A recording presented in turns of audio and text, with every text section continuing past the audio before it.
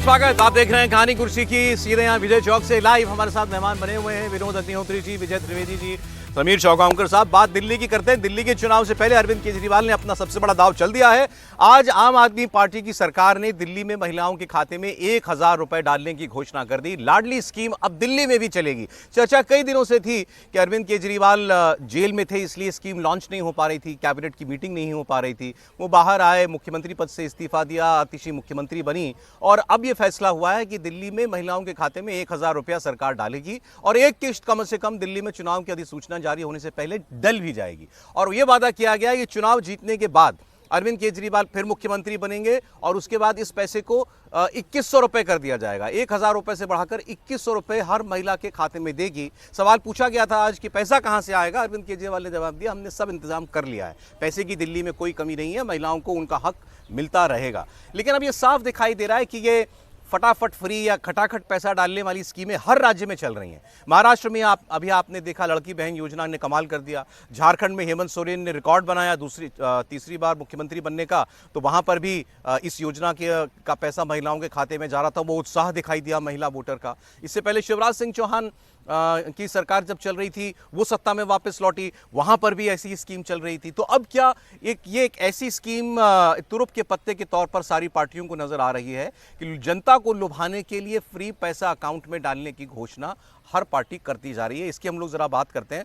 आज जब ये अनाउंसमेंट हो रहा था, आप देख सकते हैं मुख्यमंत्री आतिशी इसकी अनाउंसमेंट कर रही थी। अरविंद केजरीवाल जी उसके बाद मंच पर आए और उन्होंने कहा कि हमारा वादा था दिल्ली की महिलाओं से कि हम उनको उनका हक देंगे और वो अब हम कर रहे हैं। इससे पहले उन्होंने ऑटो वालों के लिए 10 लाख के बीमा की घोषणा की थी। ऑटो वालों के घर पर वो चाय पीने के लिए भी गए थे। तो कोई कसर नहीं छोड़ रहे हैं अरविंद केजरीवाल। दिल्ली के चुनाव में कहीं कोई कमी ना रह जाए इसमें। समीर चौगांवकर साहब, दिल्ली में भी खटाखट स्कीम लागू। बिल्कुल, केजरीवाल तो इसके जनक हैं। केजरीवाल को तो फ्री स्कीम का जनक माना जाता है हिंदुस्तान की राजनीति के अंदर।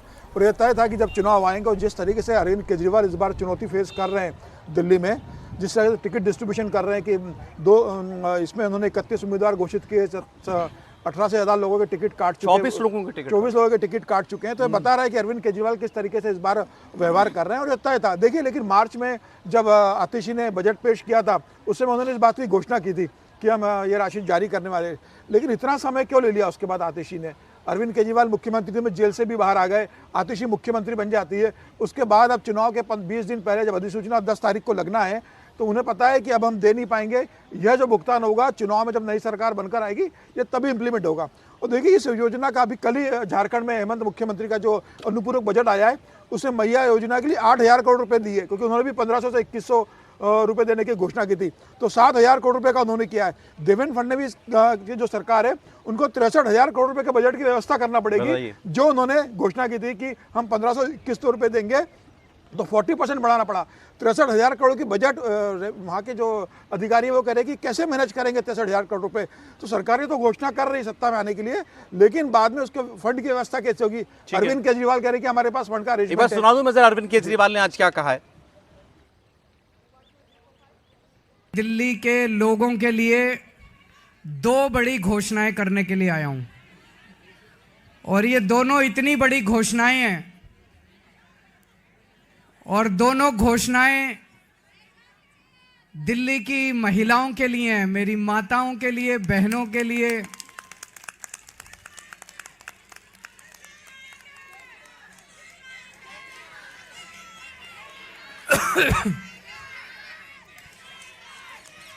दोस्तों, मैंने वादा किया था कि हर महिला के अकाउंट में हर महीने 1000 रुपए डलवाएंगे। आज मुझे ये ऐलान करते हुए बेहद फक्र हो रहा है कि आतिशी जी की अध्यक्षता में आज सुबह 10 बजे दिल्ली सरकार की कैबिनेट मीटिंग हुई और उस कैबिनेट मीटिंग में ये प्रस्ताव पारित कर दिया गया कि दिल्ली की हर महिला के अकाउंट में हर महीने 1000 रुपए डाले जाएंगे। इसके साथ ही ये योजना दिल्ली में लागू हो गई है। अब इस योजना के तहत महिलाओं को रजिस्ट्रेशन करना होगा और रजिस्ट्रेशन के बाद जो जो महिलाएं रजिस्ट्रेशन करेंगी उनके अकाउंट में 1000 रुपए आने शुरू हो जाएंगे।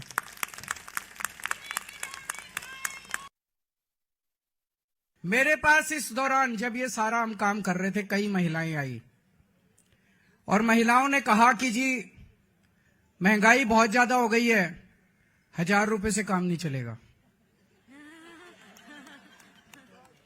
तो आज मैं ऐलान कर रहा हूं, कल से रजिस्ट्रेशन चालू होगा और रजिस्ट्रेशन 2100 रुपए का होगा, 1000 रुपए का नहीं होगा। हमारा भाई कैसा हो? हमारा भाई कैसा हो? हमारा भाई कैसा हो? नारे भी आपने सुन लिए जो वहां पर लगे, हमारा भाई कैसा हो, अरविंद केजरीवाल जैसा हो। अब भाई ने बहनों के लिए ऐलान कर दिया बड़ा।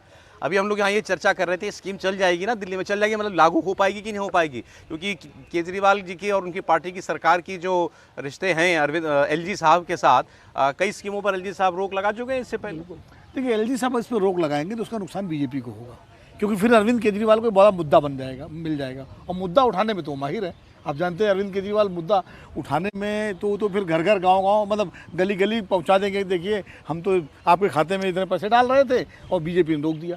तो इसलिए मुझे लगता है कि एलजी साहब को मुश्किल होगी थोड़ा इसको रोकने में, अगर रोकने की कोई। लेकिन ये बात जो है, जो अभी समीर भाई ने कही कि ये एक तरह से एक फार्मूला मिल गया सरकारों को। ये शुरू हुआ, अरविंद केजरीवाल ने फ्री बिजली और फ्री पानी की से शुरू किया। फिर कर्नाटक में कांग्रेस ने जो गृहलक्ष्मी योजना शुरू की वो सफल हो गई। उसके बाद शिवराज सिंह चौहान, फिर वहाँ छत्तीसगढ़ में भी बीजेपी ने फार्म भरवा दिए महिलाओं के, उसका फ़ायदा मिल गया। फिर महाराष्ट्र, झारखंड और ये दिल्ली। तो ये एक तरह से फार्मूला मिल गया है चुनाव जीतने का। लेकिन इसके बाद आप देखिएगा कि राज्यों का कर्जा किस तरह बढ़ता। आप पूरे एक लिस्ट निकाल लीजिए, हर राज्य ज़बरदस्त कर्ज में डूबा हुआ है। किसी भी राज्य का कर्जा 3 लाख करोड़ से कम नहीं है। मतलब तो ये सब एक ऐसा मकड़जाल अर्थव्यवस्था का फंस रहा है मामला कि ये कैसे, केंद्र सरकार का कर्जा तो बढ़ा हुआ है, राज्यों का तो कर्जा बढ़ा हुआ है, ओवरड्राफ्ट लेके काम चल रहा है। कई राज्यों में तो तनख्वाहें कर्मचारियों को देने के लिए पैसे नहीं है। तो ये स्थिति बड़ी विचित्र हो रही है। कई अर्थशास्त्री इसको चेता चुके हैं, लेकिन अब ये ऐसा लोक लुभावन योजनाओं का दौर आ गया है कि कोई राजनीतिक दल इनसे परहेज नहीं काम कर रही है ना, क्योंकि स्कीम काम कर रही है। 50% वोट बैंक है भाई, महाराष्ट्र में तो उसने ज्यादा 3000 रुपए कर दिए थे अघाड़ी ने कि हम 3000 देंगे। लेकिन चूंकि सरकार में महायुति की सरकार थी तो भरोसा उस पर ज़्यादा लोगों ने किया और उनको ले आए। तो ये अब एक अंधी दौड़ हो गई है राजनीतिक दलों के बीच में, कौन कितना खजाना लुटा सकता है। और इसके पायनियर अरविंद केजरीवाल ही हैं। शुरुआत तो वहीं से हुई। जनक वही है। सर, दिल्ली में क्या असर पड़ेगा स्कीम का? देखिए, दिल्ली में क्या असर पड़ेगा उससे पहले आप 26 नवंबर, अभी 10 दिन पहले दिल्ली हाई कोर्ट ने क्या कहा है फ्रीबीज को लेकर दिल्ली सरकार पर। उन्होंने कहा कि दिल्ली सरकार इंफ्रास्ट्रक्चर पर कोई पैसा खर्च नहीं कर रही है। कोर्ट्स की बिल्डिंग्स पड़ी हुई हैं, हॉस्पिटल्स का काम पड़ा हुआ, बिल्डिंग बन गई है तो डॉक्टर्स नहीं है, कोई काम इंफ्रास्ट्रक्चर और डेवलपमेंट पे दिल्ली सरकार नहीं कर रही और सिर्फ फ्री बीज पर काम कर रही है। उसको पूरा का पूरे सिस्टम को देखना चाहिए। ये दिल्ली हाई कोर्ट में चीफ जस्टिस के बेंच का वो है ऑब्जर्वेशन। एक तो ये बात है। दूसरी बात बताता हूँ मैं कि 31 साल में जब से रीऑर्गेनाइजेशन ऑफ दिल्ली गवर्नमेंट हुआ 1993 से आज 31 साल हो गए, पहली बार है दिल्ली गवर्नमेंट 6000 करोड़ से ज़्यादा 6497 करोड़ रुपए के डेफिसिट में, सही कह रहे हैं, पहली बार में। ठीक है। अब तीसरी बात है कि 1000 रुपये आज आपने अनाउंस किया, इसके लिए 2000 करोड़ रुपए एलोकेट किए हैं बजट के लिए। और उससे भी बड़ी बात उन्होंने क्या की है कि चुनाव के बाद हम 2100 रुपये कर देंगे, मतलब जो है उससे डबल से ज़्यादा कर देंगे। तो ये सारी स्कीम्स और ये फॉर्मूला की बात तो सब लोग जाहिर कर रहे हैं। हालांकि साउथ में पहले ये बहुत हो गया, उसके बाद उत्तर भारत में आके केजरीवाल साहब ने इसको नए तरीके से किया। लेकिन मुश्किल क्या है, और केजरीवाल साहब की सीनाजोरी तो ये देखिए कि उन्होंने जो पहली चर्चा शुरू की, उन्होंने कहा रेवड़ी पर चर्चा करता हूँ। वो बीजेपी को सीधे चैलेंज कर रहे हैं कि मेरी रेवड़ीज पर आप आ जाइए चुनाव मैदान में। वो इस पर शर्म नहीं है उनको कि भाई शर्म है कि नहीं है मैं, लेकिन वो ये इस पर आ गए कि रेवड़ी कह रहे हैं मतलब भारतीय जनता पार्टी, मैं रेवड़ी पर चर्चा करूंगा और ये जो रेवड़ी है और बढ़ा दूंगा, जैसे अभी 1000 को 2100। तो भारतीय जनता पार्टी के लिए ये मुश्किल वाला काम होगा। और अरविंद केजरीवाल साहब के लिए माना ही जा रहा है कि ये इलेक्शन थोड़ा सा ज़्यादा टफ है। तो उसके लिए ऑटो रिक्शा वाला आपने चर्चा की, आपको यदि याद हो 2013-14 में अरविंद केजरीवाल जी की जीत में दिल्ली के ऑटो वालों का बहुत बड़ा हाथ था। इसीलिए शायद 10 लाख रुपए का बीमा, 10 लाख रुपए और 1 लाख रुपए बेटी की शादी के लिए देना, तो वो सारा कर रहे हैं। और ये फॉर्मूला उनको इस संकट से, जो राजनीतिक संकट हो सकता है चुनाव में, संभावना है, अभी तो क्या पता क्या होगा, लेकिन वहाँ उनको बचाने में मदद करेगा। ये फार्मूला अभी तक तो ऐसा लगता है। वो इसका असर सर अर्थशास्त्री एक- कई कहते हैं ना कि जिन लोगों को मुफ्त का पैसा मिल भी रहा है, बुरा लग रहा होगा, लेकिन है तो ऐसी ही स्कीम कि आपके खाते में सीधा पैसा आएगा। ये ऐसा मत समझें कि सरकार आपको कुछ ऊपर से दे रही है, आप ही का पैसा कहीं ना कहीं से निकाल भी रही है। जैसे सर ने बताया कि भाई दिल्ली में फिर फ्लाईओवर नहीं बनेगा। भाई जितना इंफ्रास्ट्रक्चर का काम शीला दीक्षित के ज़माने में हुआ, दिल्ली की सूरत बदल गई। उसके बाद से इंफ्रास्ट्रक्चर का काम लगभग मतलब मैं ठप सा हो गया। आप देखिए सारा जो फोकस है वो फ्रीबीज पे ही है। तो जो हाईकोर्ट की टिप्पणी है तो वो इसीलिए है। मुझे लगता है कि दिल्ली को अभी और ज़्यादा इंफ्रास्ट्रक्चर की ज़रूरत है। आप सही कह रहे हैं कि जो भी चीज़ें सरकारें बांटती, कोई सरकार हो, खाली अरविंद केजरीवाल की बात नहीं कर रहा हूँ, मान लीजिए शिवराज सिंह चौहान मध्य प्रदेश में अगर बांट रहे थे, या मोहन यादव बांट रहे हैं, या ये फडणवीस जी बांटेंगे, तो पैसा तो जनता से ही लेके बांटेंगे ना। एग्जैक्टली इसका वही असर वही देखिए, आप ही घुमा किसी फिरा काम में करके- कमी करेंगे। सर इसका असर देखिए, कल ही वित्त मंत्री, झारखंड के वित्त मंत्री ने 11,697 करोड़ का बजट पेश किया झारखंड का। उसमें 6,391 करोड़ रुपए मैया सम्मान योजना के लिए दिए। अब 12,000 करोड़ में से आप 6,000 करोड़ रुपया आपको जो दूसरी डेवलपमेंट स्कीम क्या है, होगा फिर? जिसमें आपको मैया योजना में देना है, फ्री बिजली देना है, आपको बच्चों को स्कूल के लिए साइकिल देना है, 7,000 करोड़ रुपए आप उसमें दे रहे हो, मतलब 60% आप फ्री योजनाओं के लिए पैसा दे रहे हो। तो कैसे आप बाकी का 40% हिस्सा खर्च करोगे? देखिए सर, जिसको मिल रहा है पैसा वो तो उसको तो अच्छा ही लगता है। अब इस पर अदालतें कुछ करेंगी या पार्टियों को ही ये सेंस आएगी कि भाई ये इस मामले को कहाँ तक आप ले जा सकते हैं, इससे देश का भला हो रहा है या वो नुकसान हो 80 रहा है। करोड़ लोगों को जो फ्री राशन मिल रहा है, अभी कोर्ट ने पूछा, हाँ, सुप्रीम कोर्ट ने पूछा सुप्रीम कोर्ट- आप कब तक देंगे 80 करोड़, ये 80 मतलब करोड़ वो का राशन? कोविड के समय एक अंतरिम व्यवस्था थी, अब वो लेकिन चली जा रही है। नहीं, ये तो बहुत चली अफसोस- नहीं जा रही है, उसे चलाया जा रहा चलिए है। बात हो चुकी है। राहुल गांधी की बात कर लेते हैं। राहुल गांधी आज हाथरस में गए हैं। सितंबर 2020 में वहाँ पर एक वारदात हुई थी, गांव की एक लड़की के साथ बलात्कार हुआ था। उसने अपनी टेस्टिमोनी बनाई बाकायदा वीडियो पर कि क्या हुआ उसके साथ। बाद में उपचार के दौरान उसकी मौत हो गई और उसके बाद उत्तर प्रदेश सरकार पर बहुत गंभीर सवाल उठे थे कि परिवार को दबा करके, उनकी आवाज़ दबा करके आनन फानन में उस लड़की का रातों रात अंतिम संस्कार कर दिया गया ताकि ये मुद्दा मीडिया में और विपक्ष के हाथ में ना चला जाए, इस पर ज़्यादा हायतौबा ना मचे। राहुल गांधी को उसी परिवार ने एक बार फिर कांटेक्ट किया और कहा कि यूपी की सरकार ने, योगी आदित्यनाथ की सरकार ने उस वक्त जो हमसे वादे किए थे वो पूरे नहीं किए। उनको वादा किया गया था कि आपको सरकारी नौकरी मिलेगी, आपको घर मिलेगा, वो वादे पूरे नहीं किए। ये बात उन्होंने राहुल गांधी तक पहुंचाई तो राहुल गांधी उनसे मुलाकात करने के लिए चले गए। अब राहुल गांधी रायबरेली के सांसद हैं, यूपी से वो सांसद हैं, उनकी पार्टी को बड़ी बढ़त भी मिली उत्तर प्रदेश के अंदर। अब वो इससे पहले आपको याद होगा संभल जाने की भी कोशिश कर रहे थे, तो पुलिस ने उनको रोक दिया था, लेकिन संभल वो नहीं जा पाए तो उन्होंने संभल के विक्टिम्स को, जिनके लड़कों की मौत हुई परिवारों की, उनको अपने घर बुला लिया। सोनिया गांधी के घर में उनकी मुलाकात उनके साथ हुई। वो पूरा ब्यौरा और तस्वीरें वगैरह कांग्रेस पार्टी ने जारी की थी। लेकिन राहुल गांधी का जो इतना फोकस उत्तर प्रदेश पर हो रहा है, इससे समाजवादी पार्टी भी कुछ हद तक असहज, अपसेट नजर आ रही है। जाहिर है उनको लगता है कि ये सारे मुद्दे अगर कांग्रेस पार्टी बनाएगी तो जमीन तो एक ही है, उतनी ही है, वही जमीन सपा की है और कांग्रेस की है। सब बात सही है सर? बिल्कुल। देखिए ऐसा है कि उत्तर प्रदेश कांग्रेस पार्टी से किसने लिया? सपा और बसपा ने। भाजपा ने तो अपना कोर वोट बनाया राम मंदिर आंदोलन के जरिए, लेकिन जो मुख्य रूप से जो कांग्रेस का वोट था दलित और माइनॉरिटीज़ का, वो इन्होंने लिया। अब जैसे जैसे कांग्रेस आगे बढ़ती है उत्तर प्रदेश में, तो सबसे पहले असहज यही दोनों पार्टियां होती हैं। बसपा तो खैर इस वक्त इरेलेवेंट हो गई है यूपी की पॉलिटिक्स में। समाजवादी पार्टी सबसे बड़ी पार्टी है लोकसभा की दृष्टि से। अब उसका असहज होने से स्वाभाविक, इसीलिए आप देखिए संबल जब राहुल गांधी गए तो रामगोपाल यादव का तुरंत बयान आ गया। हम तो कि पहले ही जा चुके हैं। नहीं, हम जा चुके हैं और पार्लियामेंट में बोलते नहीं संभल जा रहे हैं। तो यानी उन्होंने एक तरह से असहमति जाहिर की। देखिए दो बड़ी कॉन्स्टिट्यूंसीज हैं उत्तर प्रदेश की जो कांग्रेस वापस लाना चाहती है, एक मुस्लिम्स की, एक दलितों की।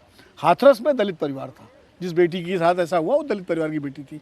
वहाँ आपने बताया कि उनके परिवार वालों ने कांटेक्ट किया, राहुल गांधी गए, तो वो भी एक मैसेज है पूरे दलित समाज को। और संभल माइनॉरिटी का मतलब मुस्लिम्स का मुद्दा है।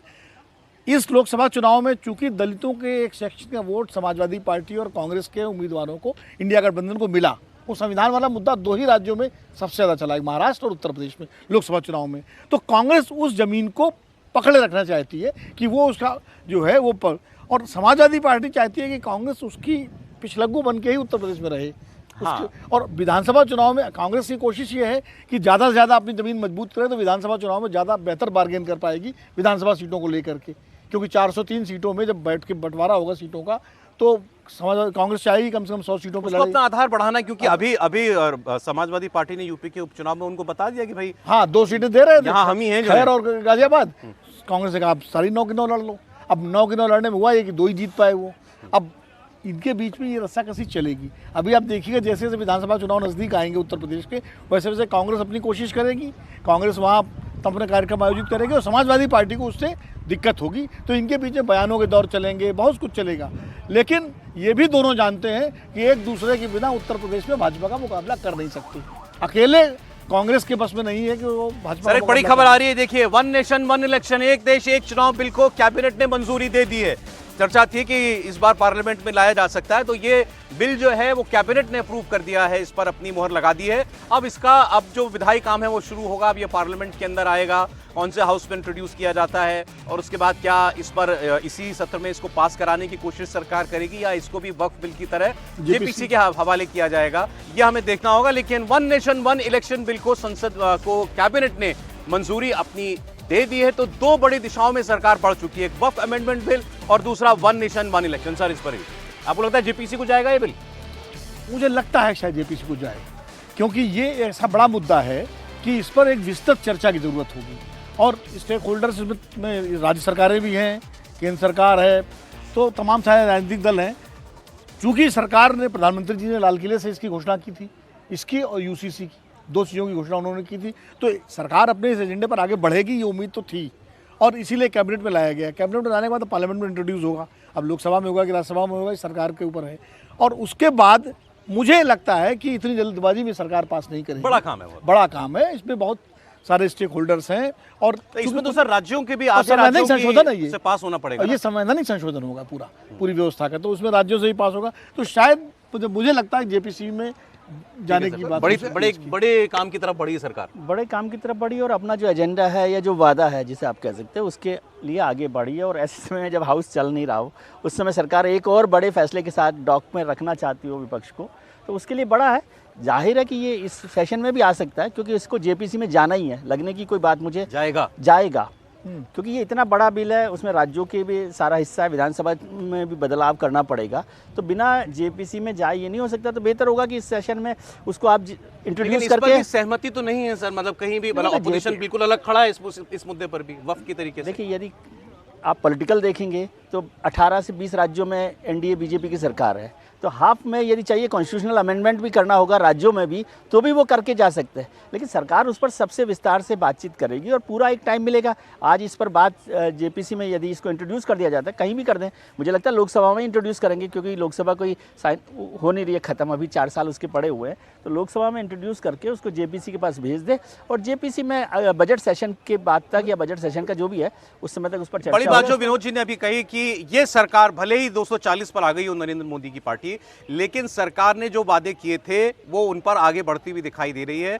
आपने वक्फ अमेंडमेंट बिल की बात सुनी, बड़ा कदम था वो भी। अब वन नेशन वन इलेक्शन को कैबिनेट से मंजूरी, यूसीसी की बात भी प्रधानमंत्री कर चुके हैं। तो अब लग तो रहा, वे चिदंबरम की बात याद आएगी जो अभी उन्होंने एक इंटरव्यू में कही कि कोई अंतर नहीं है ये 303 वाले मोदी में और 240 वाले मोदी में, उसी तरीके से काम कर रही है। तो काम करने का तरीका बता रहा है चिदंबरम ने, जरूर इस बात का जिक्र किया, लेकिन प्रधानमंत्री मोदी जिस तरीके से काम कर रहे हैं बता रहा है कि उन्हें इससे बहुत फर्क नहीं पड़ रहा है कि लोकसभा में वो 2 सहयोगी दलों के साथ सरकार चला रहे हैं। देखिए, जो सबसे ज्यादा चर्चा शीतकालीन सत्र में हो रही थी वो वक्फ बिल को लेकर हो रही थी कि वक्फ बिल इस बार आएगा, जेपीसी लोकसभा में पटल में रखेगी स्पीकर के पास, तो उसकी चर्चा थी। अब जेपीसी का कार्यकाल बढ़ा दिया गया है, अगले सत्र तक के लिए कर दिया गया है। तो मुझे लग रहा है कि हो सकता है सरकार इस बार इस बिल को लेकर आए, क्योंकि आज कैबिनेट की मंजूरी करी, हालांकि समय नहीं, अब 8 दिन बाकी है। एक अपडेट पे ले लेता हूं इसी पर, हमारे पॉलिटिकल एडिटर देवेंद्र पराशर जुड़े हैं हमारे साथ। जी देवेंद्र, बताएं, कैबिनेट से मंजूरी, अब आगे की राह क्या है? आगे की राह तो पहले राह तो यही होगी कि इसको ले किया जाएगा, यानी बिल के तौर पे सदन के सामने लोकसभा में इसको रखा जाएगा। तो उसके लिए आज जो कैबिनेट की बैठक हुई उसमें आमतौर पर होता ये है कि जब कोई महत्वपूर्ण बिल हो तो उसके बारे में ये भी बता दिया जाता है कि किस तारीख को ले किया जाएगा इसे, लेकिन आज इसे नहीं बताया गया। अभी इसका मतलब ये है कि तारीख अभी तय नहीं है, लेकिन ये जरूर है कि इसी सत्र में संसद में इस बिल को रखा जाएगा। अब उसके बाद कमेटी को भेजा जा रहा है या क्या किया जाएगा ये देखने वाली बात होगी, लेकिन निश्चित तौर पे बिल को सदन में रखा जा रहा है इसी सत्र में। कैबिनेट में आज जिस तरह से मंजूरी दी गई, देश के कानून मंत्री ने पहले बिल के बारे में बताया कैबिनेट की बैठक में, जो हमें सोचते थे बताया, उसके बाद गृह मंत्री अमित शाह ने विस्तार से बताया इस बिल के बारे में। सौरभ जी देवेंद्र, बहुत शुक्रिया आपका। देवेंद्र पराशर ने बताया ये तय है कि इसी सत्र में ये बिल संसद में पेश किया जाएगा और लोकसभा में पेश किया जाएगा, लेकिन तारीख अभी तय नहीं है। लेकिन इतना जरूर है कि इस बड़े काम को करने के लिए मोदी सरकार ने जो वादा किया था उस पर वो आगे बढ़ गई। इसकी कमेटी बनाई गई थी, बाकायदा पूर्व राष्ट्रपति रामनाथ कोविंद उसके अध्यक्ष थे, उसने अपनी रिपोर्ट दे दी थी और राष्ट्रपति को। अब उसके बाद कैबिनेट ने इसको मंजूरी दे दी है। इसी सत्र में आप देखेंगे कि ये बिल जो है पार्लियामेंट में इंट्रोड्यूस जरूर होगा, लेकिन उसके बाद आगे सरकार इसको पास कराने की कोशिश करती है या जेपीसी को भेजने की बात कहती है, यह अभी क्लियर नहीं है। इस पर सरकार कुछ साफ नहीं कर रही है, लेकिन बिल इसी सत्र में पेश होगा संसद में, यह तय है।